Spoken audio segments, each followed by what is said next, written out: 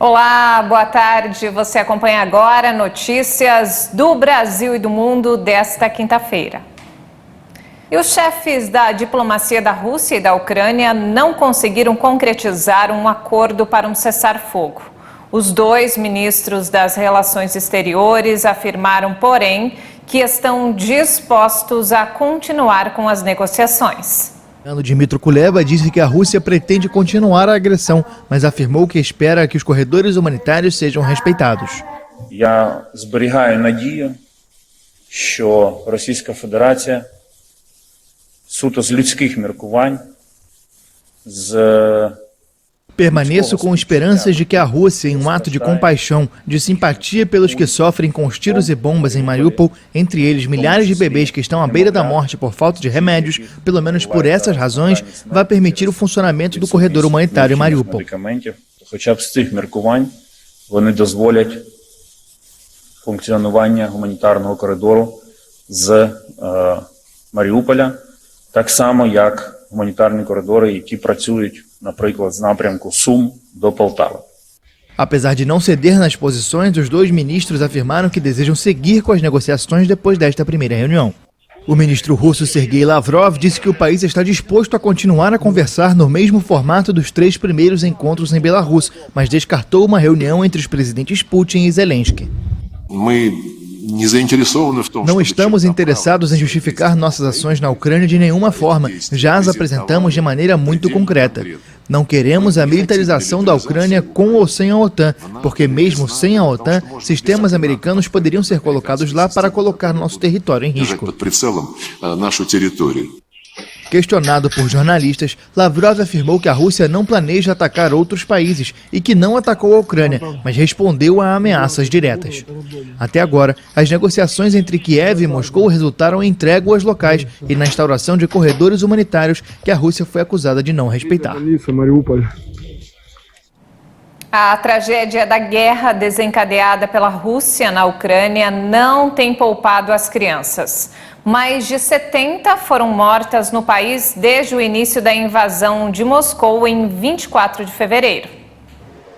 De acordo com Lyudmila Denisova, responsável pelos direitos humanos no parlamento ucraniano, mais de 100 ficaram feridas durante a ofensiva militar russa. O bombardeio de um centro médico que abrigava uma maternidade e um hospital infantil em Mariupol deixou 3 mortos, sendo uma menina. Em Malin, 5 pessoas foram mortas, 3 delas crianças, quando 7 casas foram bombardeadas. Em Irpin, não muito longe da capital Kiev, uma menina de 10 anos ficou gravemente ferida e luta pela vida no hospital. Lyudmila Denisova citou ainda em um comunicado nesta quinta-feira vários outros exemplos de ataques russos que fizeram menores como vítimas. A líder da campanha internacional para abolir as armas nucleares, vencedora do Prêmio Nobel da Paz em 2017, acusou o presidente russo de chantagem nuclear para impedir que o mundo ajude a Ucrânia, o que considera muito perigoso. A ameaça de um episódio atômico tem pairado mesmo antes do início da invasão russa à Ucrânia há 14 dias. A situação levou Beatriz Finn, diretora da campanha internacional pela abolição de armas nucleares, ONG ganhadora do Prêmio Nobel da Paz, a fazer um alerta.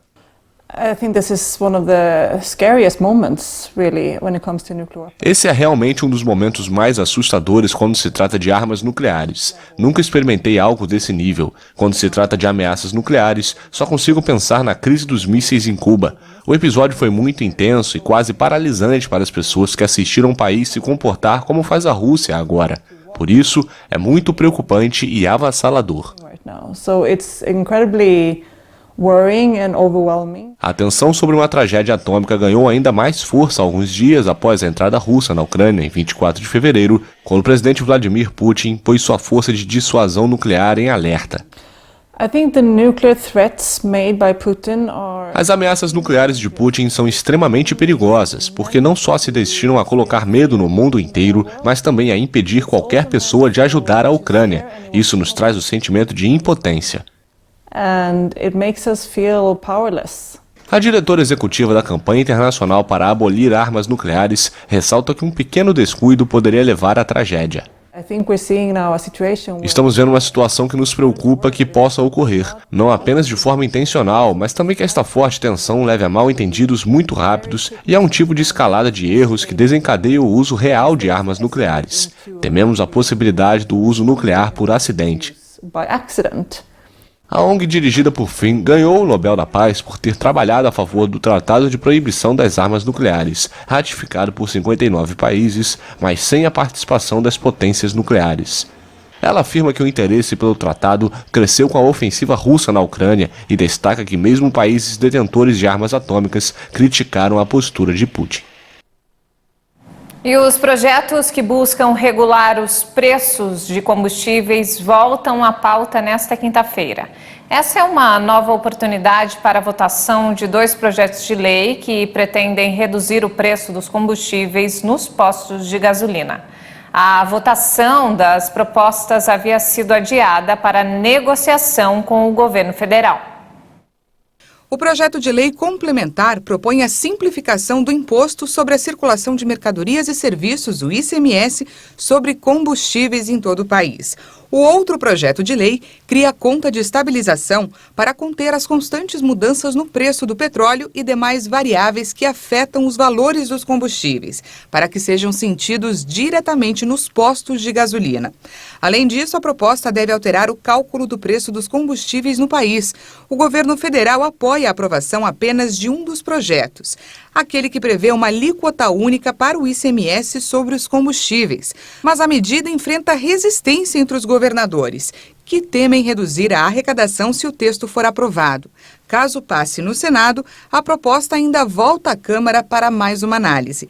Enquanto as alíquotas não forem unificadas, o senador estabeleceu uma forma de transição e uma base de cálculo para o imposto sobre o diesel e o biodiesel. Esse valor deve ser a média do preço dos últimos 5 anos. Os combustíveis estão entre os 4 maiores responsáveis pela alta da inflação, que dispararam mais de 49% entre janeiro e dezembro. Memória viva da resistência ucraniana, uma idosa de 98 anos que viveu os horrores da Segunda Guerra Mundial, pede a Putin que pare com os ataques. Rosalia Choba é uma mulher determinada a viver, principalmente depois de passar por momentos históricos na Ucrânia, como a resistência antinazista, os campos de concentração e o exílio. Como se não fosse o suficiente, agora essa mulher de 98 anos assiste à invasão russa, da qual ela espera sobreviver. А тут почали говорити, я казала, до добра не дійде. Quando eles começaram a falar de guerra, eu disse, isto não vai ser bom, porque as pessoas aqui começaram a falar de guerra. Vai haver uma guerra, e o que eu pensei é como já passei por isso quando começaram a falar quando se tratava da Polônia. Почали тут говорити про війну. Em 1941, quando tinha 18 anos, Rosalia foi enviada para realizar trabalhos forçados na Alemanha, de onde não voltaria até o fim do conflito. Quando retornou, apoiou a resistência contra a União Soviética, o que em 1947 gerou uma condenação de 10 anos em uma penitenciária na Sibéria. Rosalia tem uma voz tênue e suave, mas quando fala do presidente russo Vladimir Putin, a mulher que se cobre com um lenço se põe de pé e se apoia em seu andador como se estivesse em um púlpito. Схаменіться, люди, а найбільше ти. Pessoas recuperem o juízo, mas o mais importante, você, Putin. Você iniciou a guerra contra a Ucrânia e a Ucrânia lhe deu pão e manteiga. E agora você atacou. O que você quer? Sangue? Sangue humano? Fiéis à história familiar de resistência, as netas de Rosalia tecem redes de camuflagem para o exército e o filho dela organiza ajuda humanitária no vilarejo. Essa edição fica por aqui. Mais informações ao longo da nossa programação. Obrigada pela companhia.